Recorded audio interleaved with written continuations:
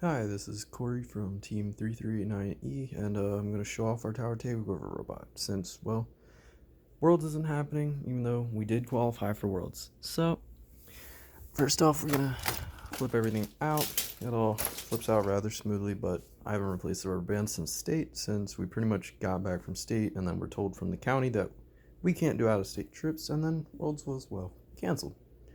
So, first of all, this is a normal Traybot, I guess that's really what you can call it. And it has a 10 cube capacity, which is 8 cubes in the normal tray and then 2 more on the slide. So for the slide, it is sanded standoffs and drilled C channel, and they run through high strength bearings. So it runs really smoothly, and that was very nice to use, but it was a little heavy. So the problem we would run into would be that when we were backing up from a stack, we would have to be careful so it didn't knock over our stack.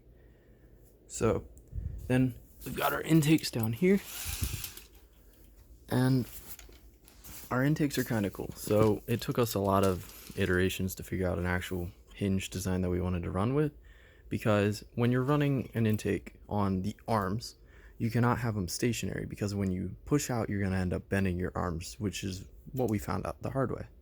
So we've also got it braced with this 1x inside, and then 2 standoffs, and we did the 1x because the standoffs would come loose sometimes, and well, then our intake would lose all of its compression, because you kind of need it so that when you're intaking, you cannot really have many wobbly parts. The only parts that are supposed to move are the parts that are supposed to move, if that makes sense. So pretty much you don't want wobble in here, and the only place you wanted to move is right here.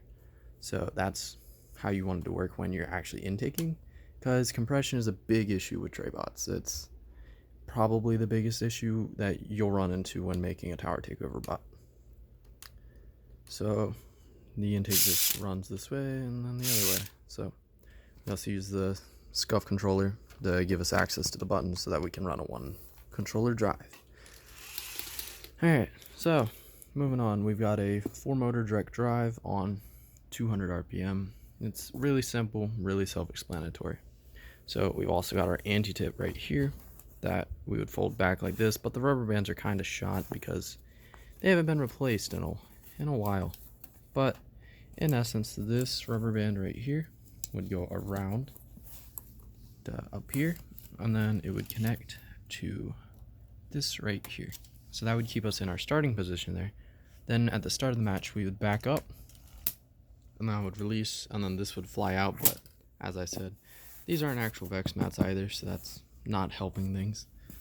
So let me actually explain the anti-tip. So these are half the size of a 2.75, well, half the width, I should say, of a 2.75 inch Omni wheel.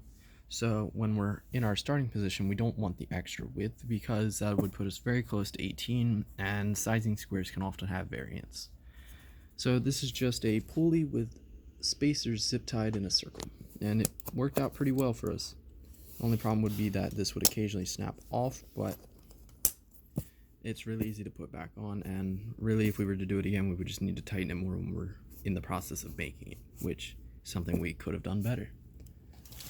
Alright, so next up we've got our arm. So we actually have bracing back here, which means that the tray cannot be completely flat or, well, angled back when we're lifting the arm, because we're running this on a 1 motor, 1:7 ratio. So it's braced across here, has 2 shared axles, one's high strength, one's low strength, and then standoffs across. So that means that when we lift the arm, we need the tray to move forward a little bit so that we can actually pass through.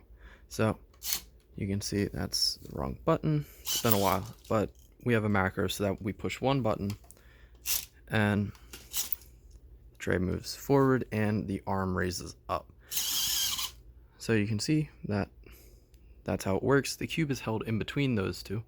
So that's how we can do our towers, and we just spit them out into the tower. We would often, instead of just spitting it out, we would just raise it up and then drop down, and then that would bend these out and then back, and that would just drop the cube right into the tower. Alright, so we've got our counterweight in here, which is just about a pound of screws, standoffs, spacers, whatever you want to call it. That wasn't completely necessary, but it did help with tipping, because tipping is a big problem when you're doing that many cubes out the back of a tray. So you can also see our tilter in here, which is a 1 to 7 using two 12 tooth and two 84 tooth gears on a 100 RPM cartridge. So we run a screw joint right here and then a low strength axle right here. So I would actually, if I was to do this again, I would figure out a way to actually use a low strength axle there, so I could use a potentiometer instead of the integrated shaft encoders on the motors. So for our tilter, we would run P-loops, which would slow down the tray when we're placing, which was very nice when you're running that many cubes. See? So that way it's not an abrupt stop, which is very nice. Also, one of the coolest things about our intake is that when we would go to place, it would fold the intake out, thus releasing all the compression that is onto the cubes. So that would actually give us a clean release, and then we bring it back and we're ready to run again.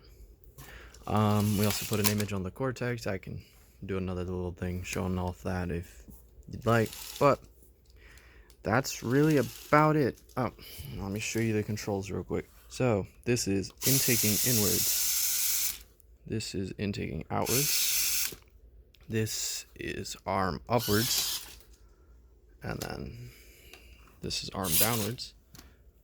Then we would use these to move the tray out, and then tray back is the other one.